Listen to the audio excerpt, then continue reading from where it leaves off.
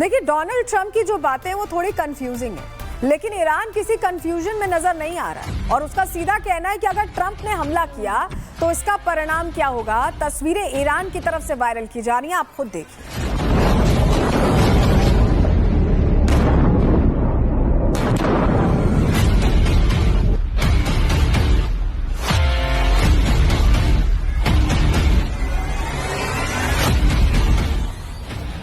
और ईरान के इस ओवर कॉन्फिडेंस के पीछे की एक वजह तो ये भी बताई जा रही है कि साल 2021 से लेकर आज तक ईरान ने रूस को करीब $4 बिलियन तक की मिसाइल और ड्रोन्स भिजवाए हैं और इस मदद के बदले अब ईरान रूस से मदद की उम्मीद भी रखता है।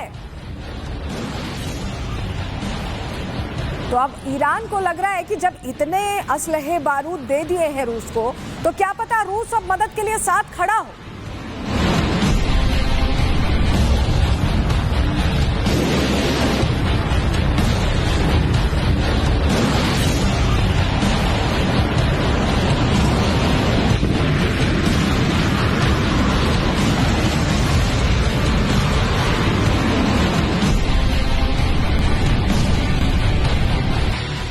देखिए, अब चाहे खामनेई को कितना भी लगे, कितने भी वो कॉन्फिडेंट हो कि उनकी तैयारी बड़ी है, वो सामना कर लेंगे, वो सब कुछ देख लेंगे, लेकिन लोगों का कॉन्फिडेंस नहीं लग रहा है। यही वजह है कि बड़ी संख्या में ईरानी लोग देश छोड़कर जा रहे हैं। क्यों हम ऐसा कह रहे हैं, चलिए डिटेल आपको ग्राफिक्स के जरिए देते हैं। आपको बताते हैं, ईरान में खामनेई से आवाम का भरोसा ऐसा लग रहा है कि टूट चुका है। ईरान के लोग अपना देश छोड़कर भाग रहे हैं। इससे पहले प्रदर्शनकारियों पर सीधी गोलियां चलाई गई थी, वो तस्वीरें हमने आपको प्रहार में दिखाई, और इसके बाद अब ईरान की सड़कों पर लाशों के ढेर लग गए। हालात यहां तक पहुंच गए कि लोग घरों में भी सुरक्षित नहीं हैं, उन्हें सुरक्षित महसूस नहीं हो रहा। दावा किया जा रहा है कि ईरानी बॉर्डर की तरफ लोग भाग रहे हैं बड़ी संख्या में। ईरान के वान प्रांत में बड़ी संख्या में ईरानी परिवार भागते दिखाई दिए हैं। ये नागरिक सूटकेस में सामान बांधकर देश छोड़कर भाग रहे हैं, उन्हें अपनी सुरक्षा का डर है। ये ईरानी लोग सूटकेस खींचते हुए तुर्की में दाखिल होते हुए दिखाई दिए गए हैं, स्पॉट किए गए। उनकी आंखों में खौफ था, जुबान पर ताले थे, वो किसी से बोल नहीं रहे। ये लोग खामनेई के डर से मीडिया से भी मुखातिब नहीं हो रहे, उनसे भी बात नहीं कर रहे हैं। उन्हें डर है कि अगर मीडिया से बात की तो कहीं टारगेट पर ना आ जाए। दावा किया जा रहा है कि ये लोग कापिकोय बॉर्डर से घुस रहे हैं और तुर्की के अंदर घुसकर नजदीकी टाउन की तरफ भाग रहे हैं, वहां ठिकाना ले रहे हैं। कई देशों ने अपने नागरिकों को पहले ही देश छोड़ने को कहा है और ये स्थिति तब बनी है जब कई देशों ने ये एक तरह से एडवाइजरी जारी कर दी। उसके बाद से ऐसा लगा इन्हें कि अब मौका नहीं है और अब ये भागना चाहते हैं, अपनी जान बचाना चाहते हैं। और यही वजह कि तुर्की एंटर कर रहे हैं, जो हमें जानकारी मिल रही है कि तुर्की में बड़ी संख्या में ईरानी लोग कोपी के बॉर्डर से पहुंच रहे हैं।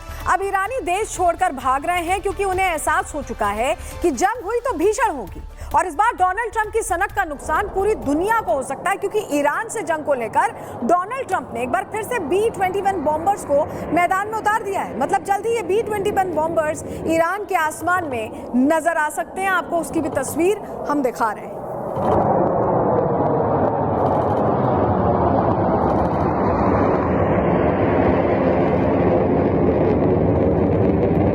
B-21 बॉम्बर्स अमेरिका से लॉन्च किए जा सकते हैं, लेकिन ईरान में ये किस तरह की तबाही मचा सकते हैं, चलिए डिटेल्स इस पर आपको ग्राफिक्स के जरिए दे देते हैं।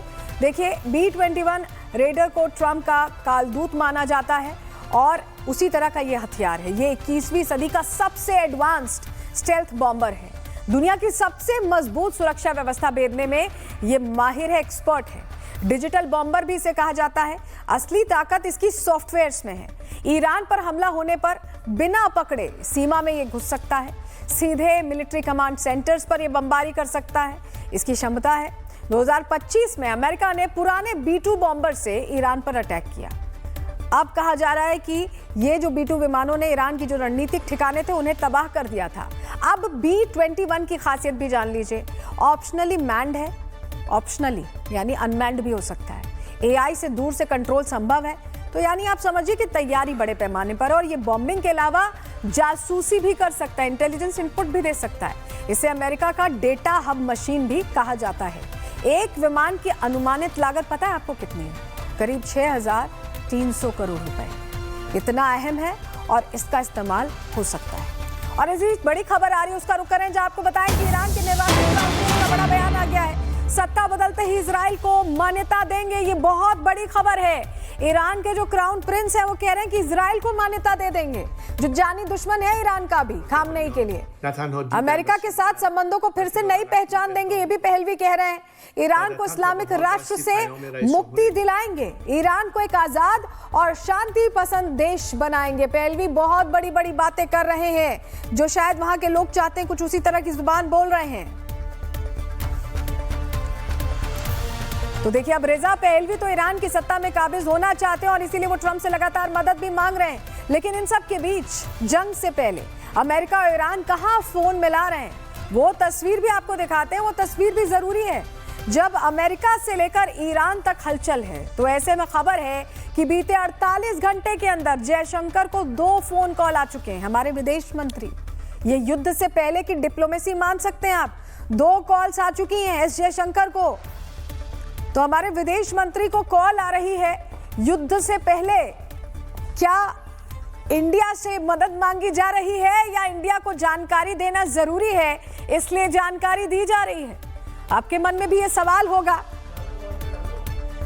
तो उस सवाल का जवाब भी अब हम आपको देने जा रहे हैं, क्योंकि डिटेल इसको लेकर बहुत अहम हो जाती है कि आखिर एस जयशंकर को, हमारे विदेश मंत्री को 2 बार कॉल्स क्यों आई हैं। चलिए जानकारी फटाफट आपको दे देते हैं, हुआ क्या है।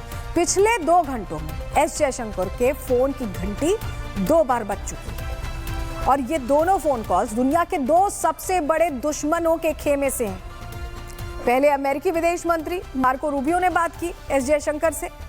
ठीक 24 घंटे के अंदर जब युद्ध के बादल और गहरे हो गए, आप सोचिए हालात और गंभीर हो गए, तो ईरानी विदेश मंत्री सैयद अब्बास ने जयशंकर को फोन मिलाया। इन 2 फोन कॉल्स के बीच दुनिया में बहुत कुछ बदल चुका है। समझ रहे हैं आप?